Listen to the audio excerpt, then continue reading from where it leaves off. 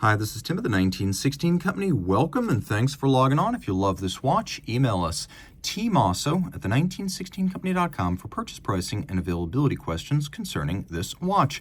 So today we're turning back the clocks to the second year of the Bethune brand, 2003.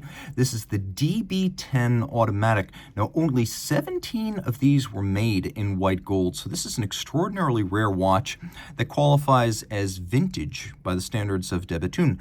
And just as brass movement F. Pigeon is considered to be sort of the foundational, formative era of the company's work, the watch is made in the DB1 case form with solid dials, round cases, and fixed lugs, are considered to be the most collectible, earliest, and foundational Bethune timepieces. But there's something more than that as well. A lot of people like the idea of Bethune's standards and traditions, but they're not necessarily hip to the modern aesthetic of floating lugs and open dials. So this is very important, being classically inspired with a solid dial, a round case, and fixed lugs. If you're coming from Holy Trinity, if you're coming from Lange, if you're coming from more conservative independent like Moritz Grossman or perhaps F. Pigeon, this is going to be a more approachable Bethune with a level of exclusivity unrivaled by anything made recently, because when this watch was made, Bethune was making dozens, not hundreds of watches per year.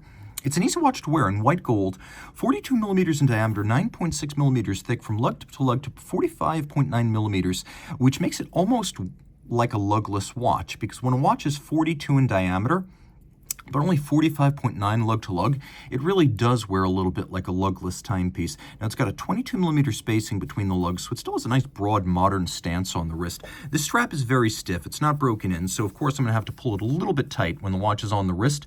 So I'm compressing my wrist and sort of throwing your perception of the watch's fit.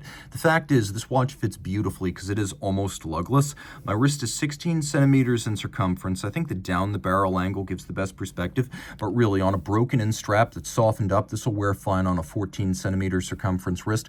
Over the top, you can see the lugs are still inboard of the edge of my wrist, though this angle is the one that exaggerates the width of the watch most. And in profile, you can see thin with the domed bezel, it easily slides underneath the cuff.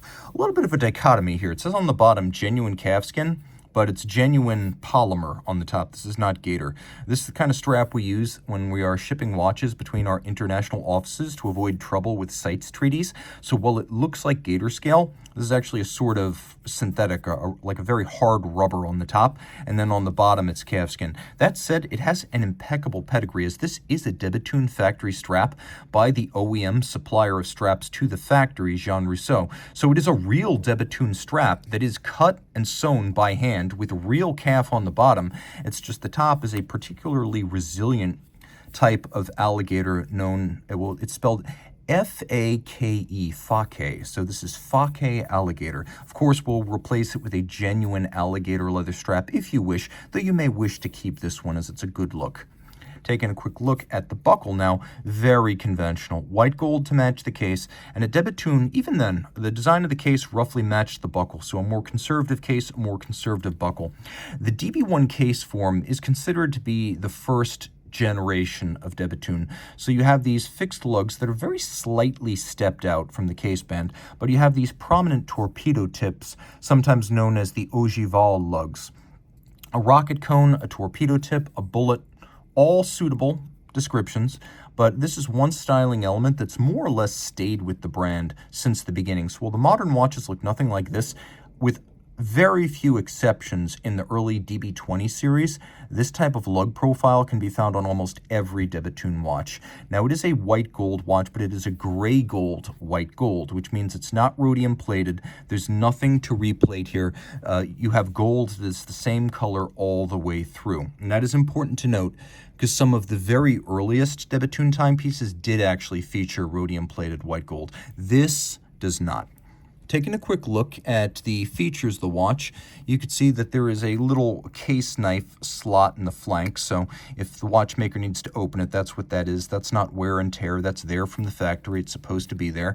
We have a faceted, polished, and unbranded crown, and that's actually kind of important because Bethune was historically driven by watchmaker Denis Flageolet and vintage collector David Zanetta, and so their idea of a classical watch included a feature common to many classical timepieces, wrist and pocket watch, which was an unbranded crown, which is why you don't find the brand on the crown.